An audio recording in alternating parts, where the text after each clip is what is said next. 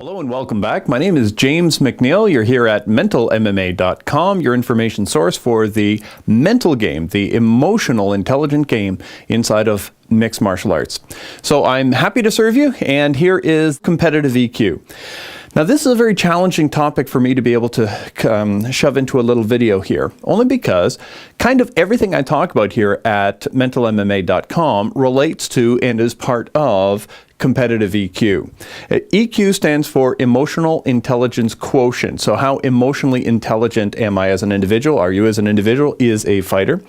Now, EQ is related to IQ. Related in that intelligence quotient is how we used to measure someone's intelligence.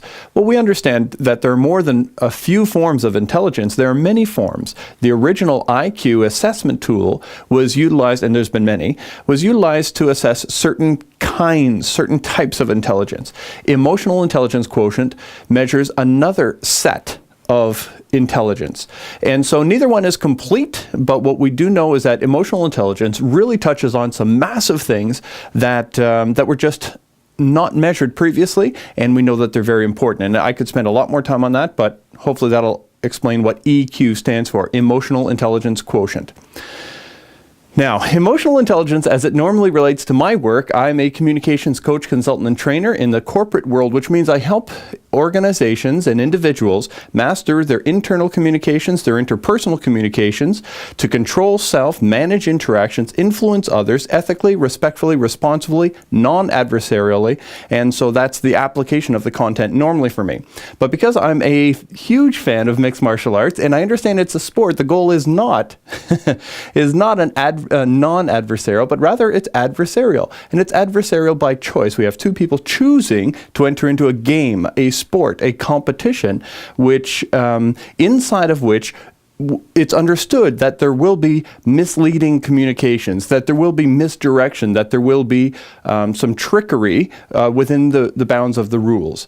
So it's a trick for me to be able to speak to this and make the adjustments, so hopefully you can appreciate. There's a huge amount of content I'm shoving into a small video. I'm trying to make the flip into competitive EQ rather than what I would call a non-adversarial, respectful, authentic communication EQ. So here we go. First, what I want to do is simply introduce you to the the quadrants, the four boxes, the four arenas of emotional intelligence. Some say there's more than four. That's fine. By the way, if you want to read up more on emotional intelligence, read up. My suggestion would be that you read up Daniel Goleman's work on emotional intelligence. His first book, I believe, was 1995, called Emotional Intelligence, and he wasn't the original researcher. He was merely a writer writing about the research, but he has become quite a brilliant authority and an excellent communicator on the subject, so I'd suggest it highly. Okay, competitive EQ, here we go.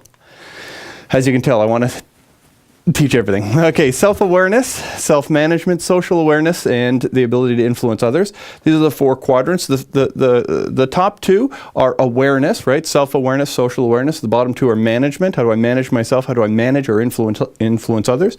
The boxes 1 and 2 here are about me. Boxes 3 and 4 are about others. Okay? So how does this relate to mixed martial arts? Well, self-awareness is understanding my emotions. For an individual to become sensitive and aware, conscious, rationally aware of their own emotional makeup, everything from their self-esteem, their self-image, things that trigger themselves, to be aware, hey, I'm emotional right now, I'm upset, I'm happy, I'm sad, I'm embarrassed, I'm anxious, I'm whatever. And what I've noticed traditionally in my work is that that men, forgive me for sounding sexist here, but I'm just speaking to the truth so far as I know it, and some of the brain research I've engaged in. Men are less likely to be able to articulate their feelings. Any woman watching this is probably howling right now, so sorry. But yeah, men would say they have like 5 emotions. You know, I'm fine, I'm hungry, I'm angry, I'm horny, I'm tired. You know, or something like that. Not all that much, but the truth is there's a mosaic. There's a huge spectrum of emotions, and the more we can become self-aware, the better. So if a man is able to say, or a woman is able to say, I'm embarrassed, or I'm a little shy, I'm hesitant, I'm I'm anxious. All of these are genuine and possibly helpful to become aware of. Why? Because once I can put a name to an emotion, once I can put a label to it in my own head, I understand that that's distinct from this one, and this one's distinct from that one.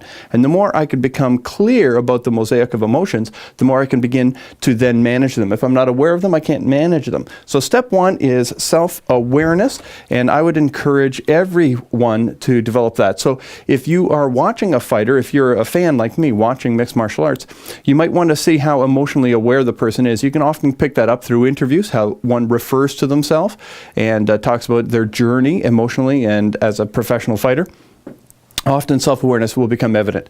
As trainer, coach, cornerman, be aware of that person's self-awareness and also to help them develop in that.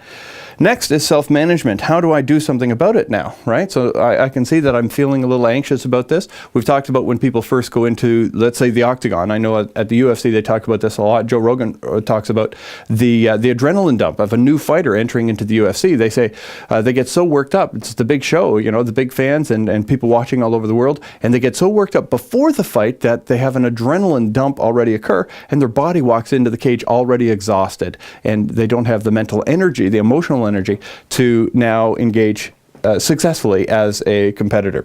So self-management is huge. Most of what we're going to talk about in all of the work here at Mental MMA is working on the self-management, how to continue to take my self-management to the next level. One of the things, by the way, self-discipline. This is one of the arenas where most fighters do excellent.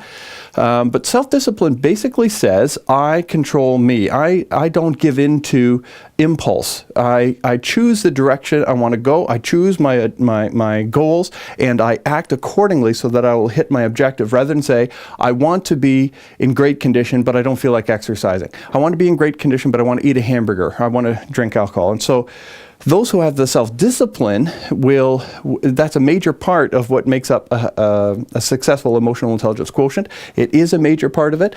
Many have a great deal of success in that, and I would encourage that to develop. Also, it affects your self-esteem. If a person says, I set a goal and I give myself a command and I can obey it, that's the definition of self-discipline. I can give myself a command and obey it. If we see ourselves living up to our own commitments over and over and over again, our self-esteem rises, which affects everything. So hopefully that's a quick little glimpse at self-awareness, self-management.